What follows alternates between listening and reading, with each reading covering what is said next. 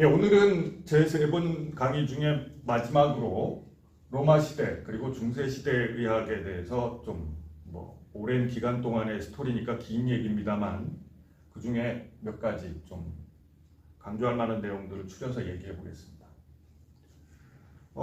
이전에 얘기했던 그리스의 그런 고전 시대가 끝나는 거는 사실은 이 알렉산드로스의 원정과 때를 같이 하죠. 그래서 알렉산드로스가 동쪽으로 인도까지 원정을 해서 그 넓은 지역을 다 하나의 제국 안에 복속시키게 됩니다. 근데 안타깝게도 이 사람은 젊은 나이에 죽고 그 후손은 없었기 때문에 사실 그 제국을 물려받을 적자가 없었던 거죠. 그래서 사실은 알렉산더가 죽고 나서 얼마 되지 않아서 그 대제국은 조각조각 납니다. 근데 어쨌든 중요한 거는 그 제국은 정치적으로 조각조각 났을지 모르겠지만 문화적으로는 이 헬라스의 문화가 이 동쪽 인도 인도까지 넓게 퍼지는 그런 역사적 사건이 되는 겁니다. 그래서 우리가 그거를 이제 헬레니즘이라고 보통 부르는 그 문화적 사조가 되는 거죠. 그렇게 되면서 이 대제국의 어떤 문화적 중심지가 이 알렉산드리아라는 곳으로 옮겨지게 됩니다. 알렉산드리아는 지금 그 이집트의 그 지중해 가까운 쪽에 있는 도시인데 이 알렉산드로스의 이름을 따서 알렉산드리아라고 붙인 거고요. 지금도 이름이 알렉산드리아죠, 아마? 네, 그럴 겁니다. 그래서 여기가 이제 문화적으로 중심지가 돼요. 그러면서 이 이후에 이 문화적 중심을 여기를 중심으로 여러 가지 문화적 발달이 일어나는데 이때 이제 어떻게 보면 뮤지엄이라고 하는 게 문화의 어떤 전당으로 자리를 잡기 시작합니다. 여기 이제 여기 대학이라는 게 따로 있었던 건 아니고요. 이게 뮤지엄이에요. 하여튼 지금 우리 표현으로 하면 뮤지엄이고 그 당시 표현으로 하면 무사이온이라고 하는 건데 그리스 신화 좀 아는 사람들은 알죠. 그 뮤즈라는 영어 단어가 원래 그리스 신화에 나오는 뭐라 그래야 되나? 시와 음악의 신 무사라고 하는 여신입니다. 여러 명이라서 복수예요. 무사이의 전당이다 이런 뜻입니다. 그래서 이게 그냥 뮤직 영어로는 그냥 음악이라는 의미만 어떻게 보면 남았다고 볼 수 있는데 그게 단지 음악을 얘기하는 게 아니라 예술과 학문 전체를 지칭하는 용어였어요. 그 당시에는. 그래서 그런 학문과 예술의 전당이 뮤지엄이 된 거예요. 무사이온. 그래서 알렉산드리아의 무사이온이 이런 학문적 발달의 어떤 그 전당의 역할을 하게 되면서 우리도 익숙하게 알고 있는 이런 수학 같은 유클리드, 아르키메데스 이런 학문적 발달이 일어나게 되죠. 전체적으로 보면 이때의 이제 그 학문의 성향은 실용적 기술이 좀 더 아주 사변적인 이론적인 그런 학문 분야에 대해서는 실용적 기술이 발달하는 그런 분위기였다고 합니다. 그래서 의학적으로도 신체 해부도 허용되고 이런 생리학 이론 그다음에 그 실제 치료 경험적인 치료 의학 이런 것들이 이것도 실용 학문 중에 한 분야니까 굉장히 다양한 학파가 생겨나고 여러 가지 발전이 일어나게 됩니다. 그러다가 얼마 안 있어서 사실 로마가 다시 이 마케도니아를 포함하여 헬라스 전역을 다시 정복하고 알렉산드로스의 제국은 사실상 이제 없어지고 로마 제국이 그걸 대신하게 되는데 로마는 우리가 알다시피 문화적으로 헬라스에 비하면 굉장히 뒤떨어진 지역이었어요. 얘네들이 전쟁만 잘하지 문화적으로는 수준이 낮았던 거죠. 그래서 사실은 로마의 문화라는 거는 그냥 이 헬라스의 문화를 그대로 받아들인 문화라고 볼 수 있습니다. 보면 말만 다르지 심지어 신 이름도 다 비슷하죠. 이쪽 신화에서 스테우스였던 게 저기로 가면 주피터가 되고 이쪽 신화여서 있잖아요. 다 짝이 있잖아. 예. 그게 어떻게 보면 음역을 하거나 어떤 거는 아니면 자기들이 갖고 있던 개념 중에서 저쪽에서 들여온 개념과 부합하는 게 있으면 이렇게 이름을 붙이거나 이런 식으로 해서 저쪽 문화를 다 하여튼 흡수하는 형태가 됐던 거죠. 근데 하여튼 로마는 그런 학문적 예술적 수준은 좀 낮았을지 몰라도 어쨌든 그런 정치적인 군사력이나 뭐 그다음에 사회 제도 측면에서는 상당히 뭐 많은 발전을 이뤘다고 알려져 있죠. 특히 의료제도와 관련해서도 뭐 이런 아주 좀 고도화된 의료제도 같은 것들이 존재했다고 합니다. 공중위생시설, 뭐 목욕시설 이런 거 상하시설, 도로 뭐 이런 거 발전했던 건 우리가 많이 들어봤죠. 이때 그래서 로마 제국 시대에도 실은 의학에서도 뭐 어떤 핵심적인 역할을 하고 발전을 이뤄낸 사람들이 주로 이 헬라스 출신의 의사들이고 뭐 로마에서 활동을 했어도 그런 사람들인데 그 중에 이제 유명하게 이름 남아있는 사람들 중에 하나가 로마 시대 초기에 이제 아스클레피아데스라는 사람이 의학교도 설립하고 새로운 이제 그 이전에 히포크라테스 이론에만 머물러 있던 거에서 이제 조금 새로운 이론들을 내기 시작하는데 그게 이제 액체 병리학 우리가 사체에 얘기했던 그런 히포크라테스의 이론들에서 조금 달라져서 고체 병리학적인 측면을 도입하기 시작합니다. 그러니까 조금 시야가 넓어진 거죠. 뭐 물만 보고 몸도 거의 물덩어리로 보던 거를 조금 다른 시각으로 보게 된 거죠. 그래서 말씀드린 것처럼 여러 학파들이 생기게 됩니다. 이 사람은 이제 로마 제국 시대에 헬라스 출신으로서 이제 의사 중에 정말 제일 이제 그 이름을 떨친 초창기 멤버라고 할 수 있죠.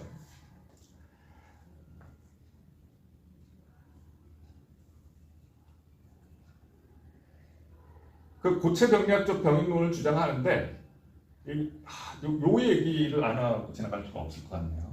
뉴마라고 하는 게 이제 또 고체병리학과 더불어서 이 당시의 의학 개념 중에 아주 중요한 이런 용어 중에 하나인데 이것도 우리가 지금도 쓰고 있는 말이죠. 뉴모니아 할 때 그 뉴마입니다. 원래 이 시대 발음 그대로 하면 그대로 읽어야 돼요. pneuma. 이게 이제 숨이라는 뜻입니다. 사실은 우리말로 하자면 들숨, 날숨, 그 숨. 근데 얘기했듯이 이 시기에 사람들이 공기의 존재를 알고 있었지만 이 숨이라는 게 공기가 들어갔다가 나오는 그런 거라는 생각은 대체적으로는 별로 안 했던 것 같아요. 그런 생각을 한 사람도 있어요. 데모크리토스가 그런 생각을 했어요. 실은 벌써 이보다 한참 몇백 년 전에. 그 사람은 공기 중에 있는 아톰이 숨을 들이쉴 때 몸으로 들어간다. 그리고 그게 몸 안으로 들어간다. 이게 거의 산소를 기술하는 거랑 거의 똑같거든요. 그런 식으로 기술을 했어요.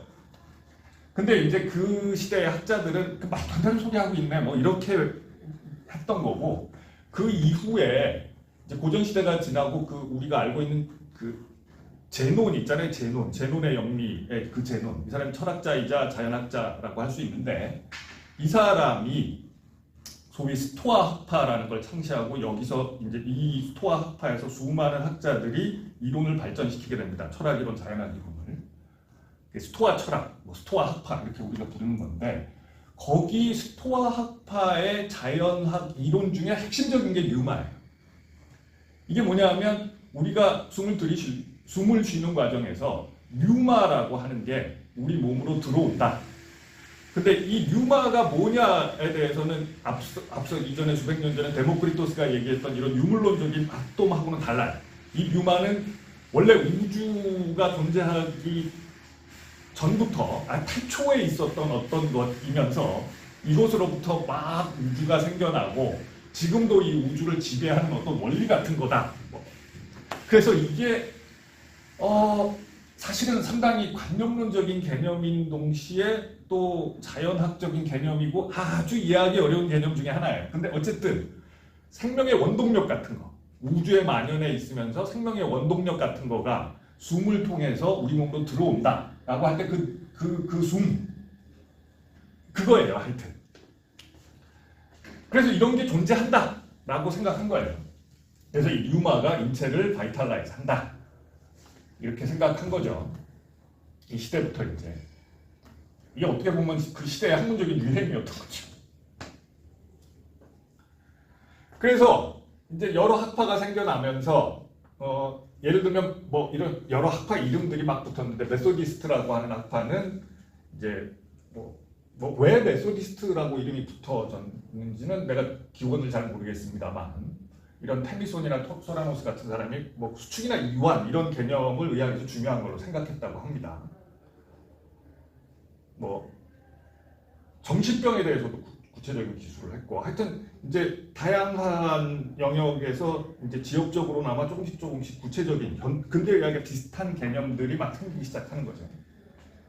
이런 말들 우리가 아직도 쓰고 있잖아요. 이게 멜랑콜리는 지금은 이제 질병 용어하고는 상관없이 됐지만 마니아라든지 프레나이티스 이런 말은 아직도 쓰고 있죠. 이거 아직 우리가 쓰고 있죠. 스키조프레니아라고 할 때 요때랑 조금 다른 표현으로 바뀐 거기는 합니다만 스키조프레니아의 그 프렌이거든요. 그 다음에 이제 아예 이 뉴마를 이 생리학 이론의 핵심으로 생각하는 뉴마 학파도 있었습니다. 이게 뭐 우리말로 굳이 번역하자면 전기 정도로 해야 되려나? 호흡을 통해 들어와서 동맥을 통해 온몸에 퍼진다. 그러다가 이제 이 기원 후 100년대에 이르러서 그러니까 기원 2세기죠. 2세기 후반쯤에 이르러서 갈레노스라고 하는 이제 아주 걸출한 의사가 나오면서 이 사람에 의해서 그동안의 수많은 이론들이 통합되고 발전되는 그런 시기가 옵니다. 이 사람도 역시 그 이오니아 쪽에 출신 그쪽이고요. 이 사람에 대해서는 이제 워낙에 이제 구대까지 두고두고 굉장히 유명했기 때문에 중세 내내 이게 이 사람이 어떻게 보면 가장 핵심적인 그런 뭐랄까 이론을 제공한 학자로 알려져 있었기 때문에 이 사람에 대해서 전기적인 얘기도 굉장히 많습니다. 심지어 흔히 나오는 얘기죠. 꿈에 누가 나와서 계시를 주었다. 이런 전기적인 얘기들도 많이 있습니다. 32살에 의사를 시작해서 이제 여러 학파를 절충한 여러 학파의 이런 이론들을 막 다 받아들인 그런 걸로 알려져 있습니다. 그래갖고 여러 군데를 돌아다녔다고 하고요. 로마 황제의 부름으로 군의로 참가한 적도 있고 황제의 주치의를 한 적도 있고 돈을 많이 벌었는데 책 만들 때 다 썼다고 합니다. 그래서 이 사람 책이 엄청 많이 남아있는 거예요.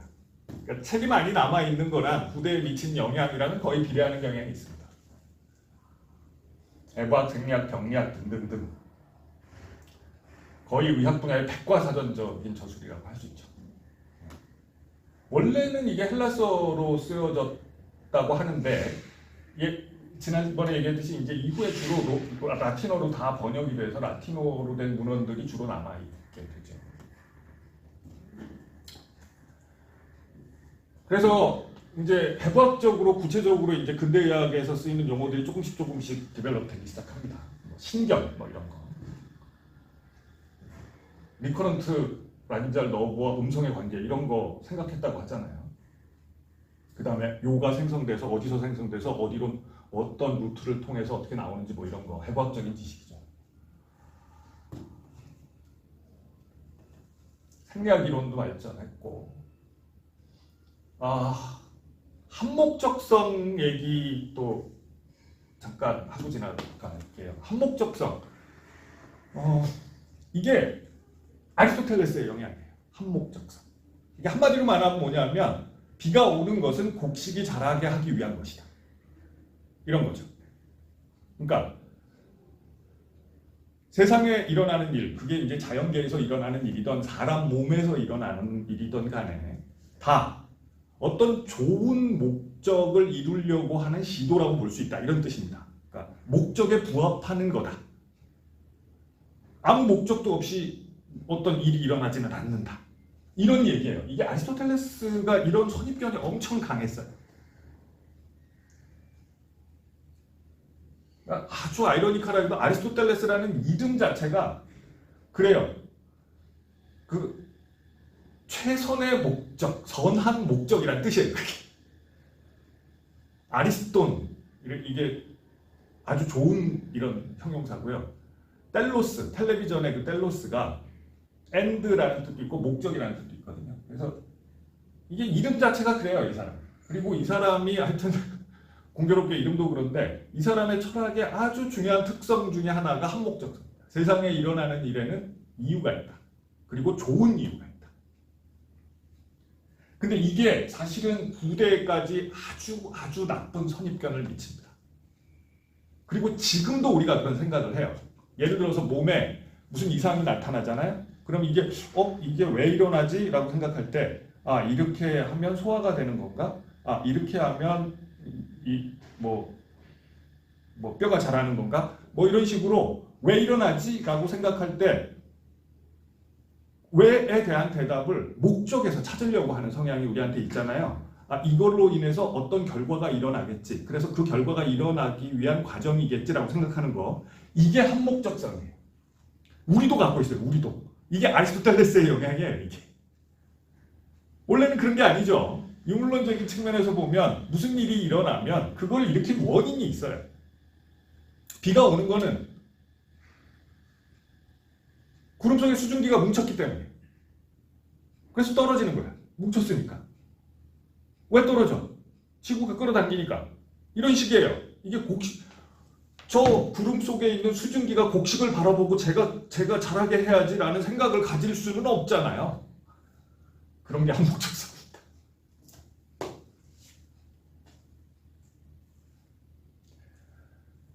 예, 그래서 이런 선입견을 갖고 있었고 그러니까 히포크라테스의 사체 이론 그런 생리학을 기본으로 뉴마 이론도 받아들이고 수축과 이론이라는 메소디스트의 이론들도 받아들이고 이런 역시 히포크라테스의 이론 중에 하나인 이 크리티컬 데이스 이론 같은 것들을 다 받아들여서 전체적으로 이런 백과전서적인 의학을 완성하게 되는 거죠.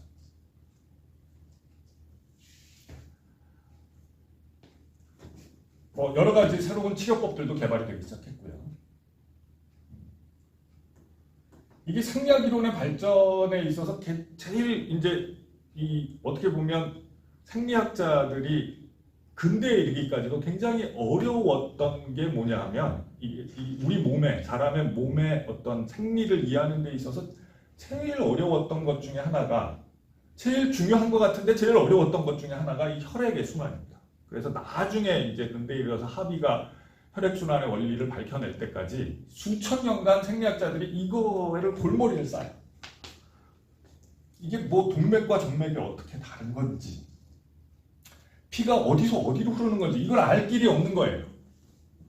왜냐하면 이게 살아있는 상태에서 순환이 일어나다가 사람이 죽고 나면 또는 동물을 해부를 해서 볼 때 이게 간이 어디 있는지 폐가 어디 있는지 심장이 어디 있는지는 보이는데 피가 흐르고 있는 건 방향이 어느 쪽인지 알 길이 없잖아요.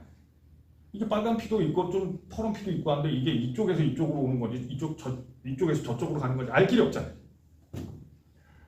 그래서 온갖 황당한 이론들이 많이 나옵니다. 이 사람 이론도 마찬가지예요. 예를 들면 이런 거예요. 이런 비슷한 이론들이 많은데 아리스토텔레스 책에도 많이 나오고 많이 나오는데 기본적으로는 대체적으로 우리 몸의 피의 원천은 음식물이다 이렇게 생각을 했어요. 기본적으로는. 굳이 억지로 이해를 하자면 하여튼 블러드 중에서 특히 동맥혈 중에서 진짜 뉴트리언트를 제공하는 그런 역할의 동맥혈은 그 안에 있는 뉴트리언트가 그 동맥혈의 성분들 중에 가장 중요한 역할을 만약에 한다고 가정하면 그 뉴트리언트는 음식물로부터 오는 거다. 이런 식으로 해석할 수 있습니다. 물론 표현 자체는 다 틀린 거죠. 그래서 음식물이 장을 통해서 포탈베인을 거쳐서 간으로 일단 간다. 여기까지는 보이는 거예요. 이게 보이는데 이게 간에서 혈액으로 변한 다음에 이렇게 가는 겁니다. 이런 식으로 보통 혈액으로 변한다. 음식물이 혈액으로. 그래서 이것이 이제 심장 쪽으로 간다. 여기까지는 대부분들 이해를 해요. 근데 이제 심장에서 폐 순환이 어떻게 되는지에 대해서는 늘 이제 곤란하죠. 이게 이제 폐를 거쳐서 다시 심장으로 돌아와서 전신 순환이 일어나는 우리가 알고 있는 그거가 이 당시에 이해하기가 굉장히 어려웠던 거죠. 그래서 이때 뭐 심장으로 들어온 피는 일부는 폐로 가고 일부는 우심실에서 이 포라멘을 타고 포라멘 있잖아요. 심실간에 원래는 정상 성인에는 없어야 되는데 어쨌든 그런 게 있다고 생각했어요. 그래서 우심실에서 좌심실로 블러드가 일부는 가고 폐로 갔던 것 중에 일부는 돌아오기도 하고 뭐 이런 식으로 여러 가지 트랙이 있다고 생각을 한 거죠. 그래서 뭐 좌심실에서 전신순환이 간다. 그래서 뭐 최종적으로는 전신으로 간다. 근데 심지어 어떤 경우에는 신경을 타고 이 혈액이 전달이 된다고 생각하기도 했고 뭐 여러 가지 아주 헷갈리는 혼동의 시기였던 거죠. 혈액순환에 대해서. 갈렌 시기까지만 해도 혈액순환의 생리학에 대해서 그 정도의 지식이었다고 합니다. 그러다가 이제 중세로 넘어갑니다. 중세로 넘어가는 것은 우리가 잘 알다시피 이제 그 로마 제국이 몇백 년 번성하다가 이제 게르만족이 원래 이 게르만 쪽이 저 유럽의 북쪽에 굉장히 넓은 지역을 차지하고 있던 민족이고 그 왼쪽으로는 갈리아가 있었죠. 크게 보면 로마 시대의 저 북쪽, 그러니까 유럽 메인 바디 쪽이 이제 갈리아와 게르마니아가 있었죠. 그래서 이제 그 시저의 갈리아 원정기가 지금도 남아있는 로마 시대의 중요한 그 역사적 문화적 자료인데 거기 보면 하여튼 갈리아 게르마니아에 가서 걔네들을 복속시키는 과정이 나오잖아요. 시저가. 그 게르마니아 얘네들이 이 로마 제국에 맨날 두드려 맞고 로마 제국하고 여러 번 전쟁을 하고 시저하고도 하고 했는데 맨날 지고 뭐 이래가지고 굉장히 치욕적인 세월을 보내다가 밑으로 내려오죠. 이제 로마를 이제 밀고 내려오죠. 그래서 소로마 제국이 멸망해버리죠. 그래서 동로마만 남는데 동로마 제국이 이제 지금 그 터키 그 뭐죠? 지금의 뭐지? 비잔티온 거기를 중심으로 한 동로마 제국 쪽만 남습니다. 터키 주변, 터키와 그리스 주변. 그러면서 또 한 가지 중요한 문화적 변화는 기독교가 국교가 되는 거죠. 그래서 이거는 이 기독교는 뭐 이런 정치적인 변화와 무관하게 이제 로마는 물론이고 뭐 이런 게르마니아 뭐 그 다음에 동쪽으로 터키 지역까지 굉장히 넓은 지역에서 문화적으로 가장 중요한 사건이 기독교가 뭐랄까 그 문화의 핵심이 된다 뭐 이거죠. 그래서 정치 권력에 있어서도 사실은 교회 권력이 어떻게 보면 그 왕의 권력보다 더 강력한 그런 시대가 되죠. 이게 어쨌든 우리가 이 종교에 대해서 뭐 어떻게 과학적으로 해석할지에 대해서는 뭐 논외로 하더라도 어쨌든 이제 기존의 세속 과학적인 측면에서 보면 비합리적인 그런 뜻입니다. 이게 제가 이 신학을 비난하고 싶은 생각 전혀 없어요. 네. 오해하지 마세요. 어쨌든 그런 교리가 유일한 정당성을 가지고 인간의 정신세계를 지배하게 된다. 이거 우리가 잘 알고 있는 거죠.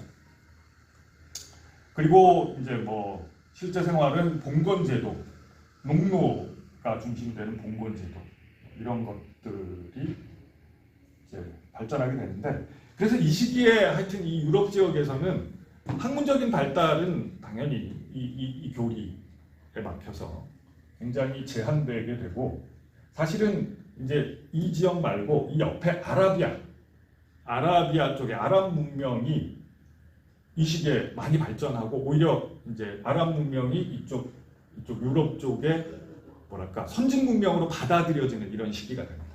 그러니까 학문적으로는 그래요. 그래서 의학적으로 보면 초기에는 주로 수도원 중심으로 의학도 마찬가지입니다. 수도원의 승려들이 의학에 대해서 공부하고 뭐 의학을 어떻게 보면 종교적인 차원에서 그러니까 뭐랄까 이 사람들을 도와주는 그런 그런 목적으로 의학을 공부하고 베풀고 뭐 이랬던. 사실은 그래서 이제 이 병원의 출발은 이 수도원으로부터 사실은 오는 거죠. 근데 어쨌든 학문적으로는 이거는 굉장히 이제 좀 이렇게 크게 발전된 수준의 의학이라고 볼 수는 없고, 이게 주로 중기에 이제 아랍 의학이 수입이 되면서 이 아라비아의 여러 가지 의학 지식이 그게 이제 선진 의학 지식으로 받아들여지는 시기가 있고요. 나중에는 이런 것들이 다 합쳐져서 소위 스콜라 학파라 그래서 이제 중세 어떤 진짜 조금 더 과학적인 측면으로 발전하게 되는 그런 시기가 오게 됩니다. 수도원 의학은 그런 거였고요. 아랍 의학은 뭐 이 아라비아 쪽의 문화는 상대적으로 지금도 서양 중심의 역사에서 크게 잘 이렇게 기술되지는 못하고 있는데, 어쨌든 유명한 뭐 라제스, 아비첸나, 이게 사실은 저는 이 사람들은 정확히 이 사람들을 어떻게 이름을 발음해야 되는지 잘 모르겠어요. 영어 이름으로 하여튼 라제스, 아비센나 이렇게 부르는데 원래 뭐 알라지, 이군시나 이런 거가 그 사람들의 원래 이름이었던 것 같긴 해요. 정확히는 모르겠어요. 그래서 이름. 어쨌든 일반적으로 교과서에 라제스, 아비첸나 이렇게 기술되어 있습니다. 이 사람들이 아랍의 유명한 그런 의학자들이었던 거고요. 근데 사실은 알고 보면 이 아랍의 이 의학이라는 것들도 많은 부분은 이전의 그리스 고전 시대의 저작들을 받아들인 겁니다. 그래서 어떻게 보면 역수입된 거예요. 그러니까 그리스의 아주 그 황금기의 문화가 이제 주변으로 퍼지면서 아라비아로 퍼졌죠. 당연히 이제 알렉산드리아의 원정에서 대제국이 만들어지면서 그 문화가 이 페르시아 아라비아 쪽으로 다 전파가 됐으니까 인도까지. 그렇게 됐는데 이제 로마 제국이 생기면서 어떻게 보면 이 로마 그리고 그리스 본토에는 그런 학문의 그 유산이 많이 없어져 버린 거예요. 그러는 사이에 그런 유산들이 오히려 아랍권에서 많이 읽히고 아랍어로 번역되고 막 이랬던 거죠. 그러고 나서 그러니까 이게 그리스의 저작이 아랍어로 번역됐던 게 들어오면서 이 아랍어로 된 거를 또 라틴어로 번역한 책들이 막 나오고 이렇게 되는 거예요.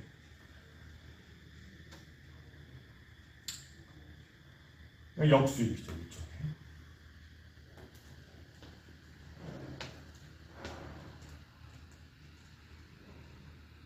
그러다가 중세 후기에 이제 의과 대학이라는 게 스콜라라는 게 뭐냐면 스쿨이라는 말의 어원이 되는 겁니다. 그러니까 학원이라고 해야 되나, 대학이라고 해야 되나, 하여튼 이런 그 좀 근대적인 어떤 그 학문 전수 기관 이런 것들이 생기기 시작하면서 여기서 이제 그 안에 어떤 선배 학자들이 후배를 양성하는 이런 과정들이 일어나면서 학문이 발전하기 시작하는 때가 되죠. 이제. 물론 이제 이것도 초기에는 이 중세 시대니까 주로 이제 그 학교의 교수들이 주로 이런 성직자, 승려 이런 사람들이었다고 해요. 그래서 처음에는 이런 스콜라라는 것이 이제 교회에서 운영하는 거고, 그래서 처음 박사 학위 같은 것도 원래 이 박사라는 말 있잖아요. 그러니까 대학 교육의 최종 단계에 이른 게 이제 우리가 지금 현재까지도 박사 학위 이건데, 그 박사라는 말이 원래는 맨 처음 박사, 닥터라는 말이 쓰인 것도 실은 그 기독교 교리를 가르치는 사람을 닥터라고 불렀다고 해요.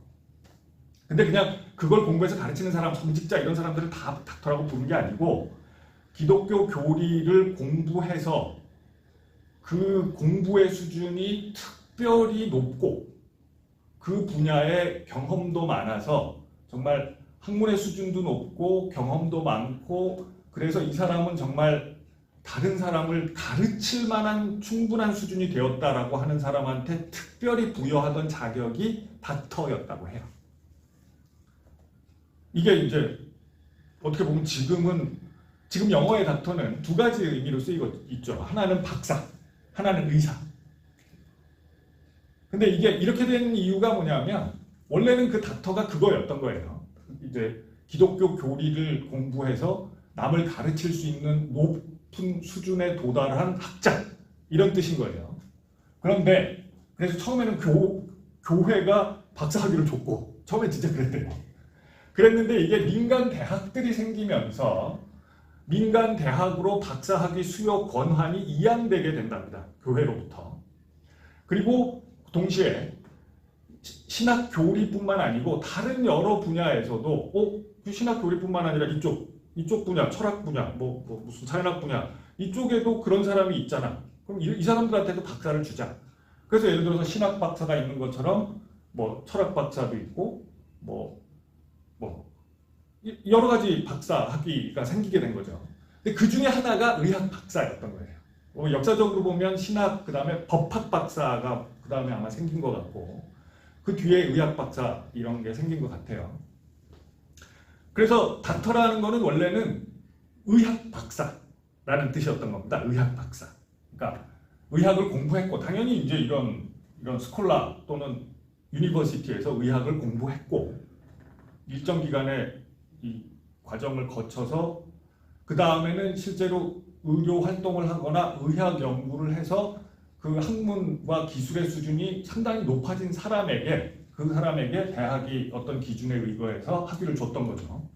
그래서 그게 이제 의사 중에 매우 소수의 뛰어난 사람, 의사 또는 의학자 중에 소수 매우 뛰어난 사람만 닥터였던 거고 그게 닥터 오브 메디신이었던 거예요.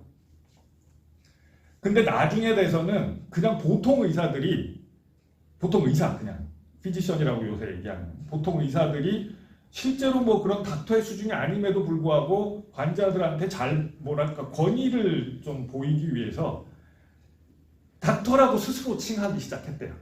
스스로 나 닥터야. 나 닥터라고 불러. 뭐 이렇게. 그렇게 되다 보니까 그냥 나중에 가서는 의학 분야에서는 개나 소나 다 닥터가 되게 된 거예요. 그 개나 소나 이게 좀 표현이 격하네. 예, 어쨌든 그래서 다른 분야에서는 닥터라고 하면 신학에서 닥터 또는 뭐 법학에서 닥터, 무슨 자연학에서 닥터, 철학에서 닥터 이 정도면 그 분야에서 최고에 이른 사람을 말하는 건데 어떻게 보면 의학은 일단 기본 과정이 끝나면 닥터가 되는 이런 셈인 거죠. 지금으로 치면 사실은 닥터라는 호칭은 의과대학 졸업하고 그 다음에 인턴 레지던트 마치고 전문의 된 사람 정도 됐을 때 그거를 닥터라고 부르는 게 이 당시의 분위기로 보면 맞습니다. 예, 닥터에 관련된 얘기는 그렇고요. 그래서 이런 과정을 거쳐서 이제 중세에서 근대로 넘어가는 그 초창기에 이제 의학 분야에서도 제대로 된 근대적인 아직은 조금 어설프지만 근대적인 그런 권력을 갖춘 의학교 메디칼 스쿨이라는 게 생기기 시작합니다. 메디칼 스쿨. 그래서 처음에 그 이탈리아 쪽에 살레르노에 처음 이런 게 생겼다고 하고요. 프랑스 남부의 몽펠리에가 그에 이어서 이게 11세기, 12세기에 이런 의학교들이 처음 생기면서 제대로 이제 학문적으로 의학이 발전할 수 있는 기반이 생기게 되는 거죠. 뭐 이런 식으로 배웠다고 해요. 이게 하여튼 초창기에 제일 유명한, 그러니까 어떻게 보면 메디칼 스쿨로서 전 세계 원조라고 할 수 있는 거죠. 살레르노 의학교.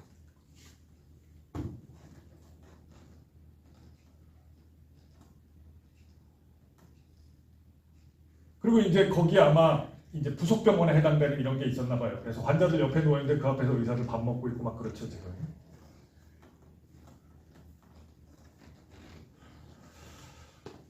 예, 대학 얘기를 좀 나온 김에 이제 스콜라에서 드디어 이제 유니버시티라는 것들이 생겨나기 시작하는데 이게 중세 최초로 유니버시티가 생긴 건 12세기에 의학교하고는 조금 다른 거죠. 이거는 의학교는 메디칼 스쿨, 그냥 어떻게 보면 그냥 의학만 가르치는 메디칼 스쿨인 거고 이거는 우리가 지금 생각하는 그런 유니버시티의 개념이거든요. 요거는 기원이 좀 다릅니다. 기원 자체가 달라요. 유니버시티는 어떻게 해서 생긴 거냐면 처음에 볼로냐, 이탈리아에 있는 도시입니다. 볼로냐 대학이 12세기에 어떻게 해서 생겼냐 하면 그 당시에 이제 그런 분위기였어요. 로마 제국의 잔재가 아직 남아 있어서 어떻게 보면 유럽 전체가 지금의 유럽 연합처럼 각기 다른 민족이 다른 언어를 쓰면서 살고 있지만 다른 나라라는 개념이 별로 없었던 거예요. 로마를 중심으로 해서 하나의 큰 제국의 문화적인 잔재가 남아 있는 상태죠. 그런 상태에서 이런 유럽의 여러 지역에서 예를 들면 저기 영국 브리타니아라든지 이쪽 게르마니아라든지 이런 데서 뭔가 학문을 공부하고자 하는 사람들이 자기한테 이걸 예를 들어서 내가 법학을 공부하고 싶어, 법에 대해서 공부하고 싶어. 이게 이제 그 당시엔 제일 중요한 것 중에 하나였나 봐요. 정치 제도가 막 발전하려고 하는 시기니까 종교로부터 근대로 넘어오는 그 시기에 예를 들어서 법학을 공부하고 싶어. 그럼 법에 대해서 뭔가 진짜 뭘 보고 공부해야 될지, 어떤 내용을 어떤 순서로 공부해야 될지, 이거 이해가 안 되는데 나한테 설명을 누가 해줄 수 없을지 이런 고민을 할 거 아니에요. 그래서 유명한 이 법학자를 찾아갑니다. 학생들이. 그럼 이 법학자는 예를 들면 어떤 유명한 사람이 있는데 그 사람이 볼로냐에 살아. 그리고 볼로냐에 가면 그 사람도 있고 그 사람의 동료 학자들도 있고 그 사람 제자들도 막 있대. 이렇게 듣고 볼로냐로 모이는 거예요. 그런 사람들이 유럽 전역에서. 그래서 수많은 사람들이 유럽 전역에서 볼로냐에 모여 들어가지고 그 닥터님이시죠. 법학 닥터인 그분에게 선생님, 저 공부를 하고 싶은데 제가 이제 돈을 좀 낼 테니까 선생님 제 공부를 도와주세요. 이렇게 하기 시작한 거예요. 근데 그런 사람이 한두 명이 아니니까 이제 학생들끼리 뭔가 이제 같은 공부를 하는 같은 목적의 학생들끼리 모이게 되겠죠. 근데 이게 모이는데 아무래도 서로 다른 민족, 다른 언어를 쓰는 사람들이 많으니까 이제 그 출신 지역별로 향후회 같은 모임이 생겼다고 해요.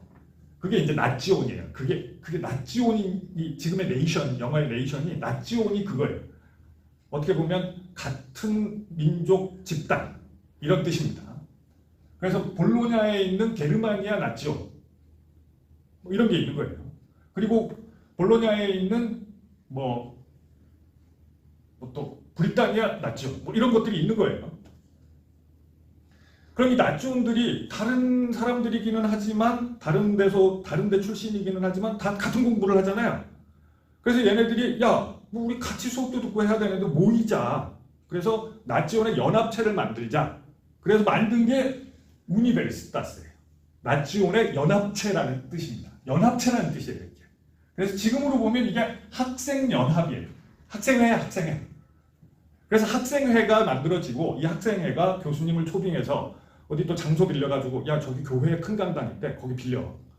저기 쪽 교수님한테 연락해서 언제 강의하자고 해. 이렇게 어레인지를 해가지고 너희들 돈 모아. 교수님 수업료 내게. 이런 거 한 거예요. 이 우니베르시테스가.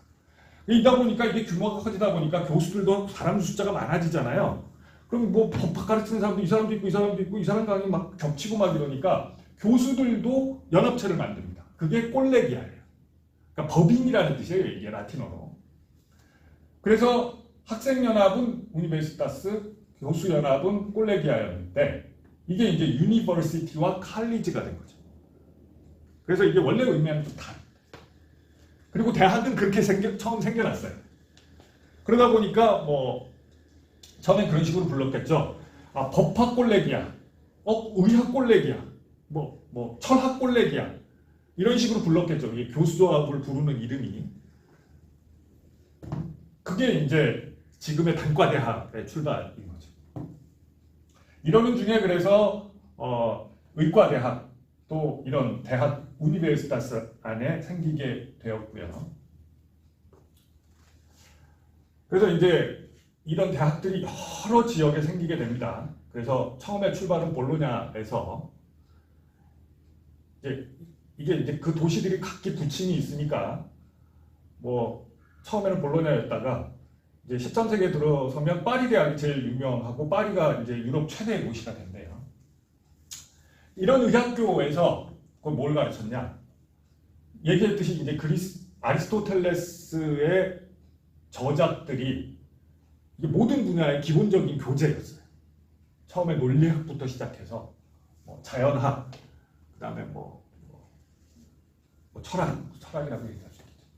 그다음에 아까 얘기했던 무슨 아비첸나 같은 아랍 사람들의 이런 교재 같은 것도 이용이 되고.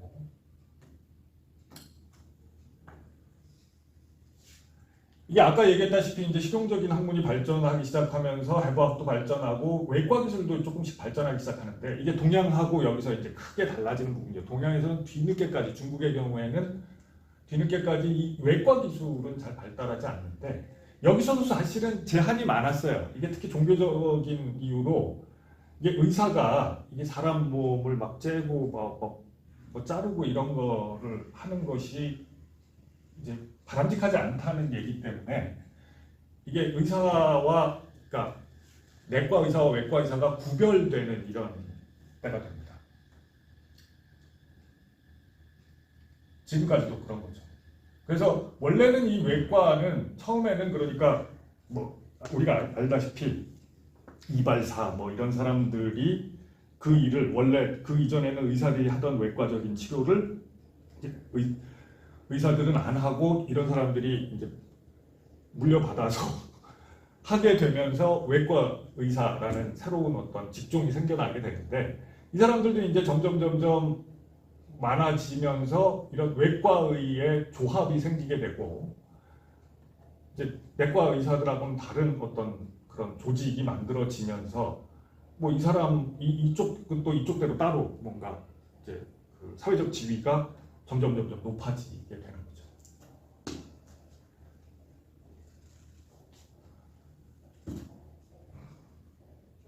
이런 중세의학은 역사적으로 보면 아리스토텔레스 철학, 그 다음에 그거에 바탕을 둔 교조적 신학, 그러니까 그 기독교 교리와 관련된, 그 다음에 이전 그 로마 시대 갈레노스 의학이 오랫동안 중세 내내 이게 이제 가장 중요한 그 뭐랄까 바이블처럼 취급되면서 이게 그 의학의 중심이 되었고요.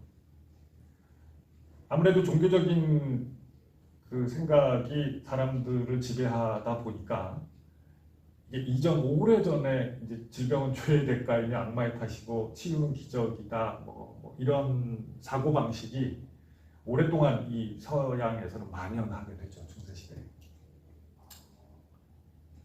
이게 뭐 한계가 있죠. 이제 교회가 세속화되고 막 그 부패하고 뭐 이러면서 이제 이 시대가 점점 1500 이게 1000년 가까이 이런 시대가 있었는데 이제 점점 종말이 가까워게 됐죠.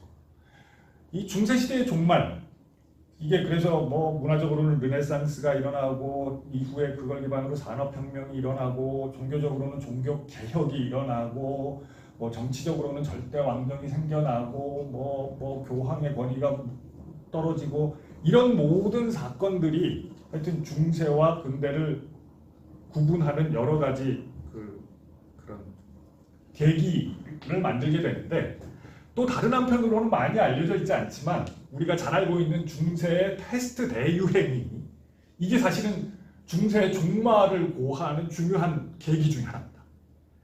이게 우리가 지금 코로나 시대로 살고 있는 상황에 사실은 한 번쯤 돌아볼 만한 일인데 이게 14세기 중반 1350년 전후로 3년 정도 동안 유럽에 만연했던 전염병이죠. 에피데믹인데 이게 원래는 동양에서 들어왔다고 해요. 처음에 맨 처음 어디 생겼는지는 잘 모르겠는데 기록에 의하면 아마 중국 쪽에서 생겼었던 것 같다라고 나와 있어요. 이것도. 그래서 이게 중앙아시아를 거쳐서 이탈리아를 통해서 유럽 전역에 확산이 됩니다. 근데 결과적으로 보면 2천만 명 정도가 죽은 걸로 기록이 나와요.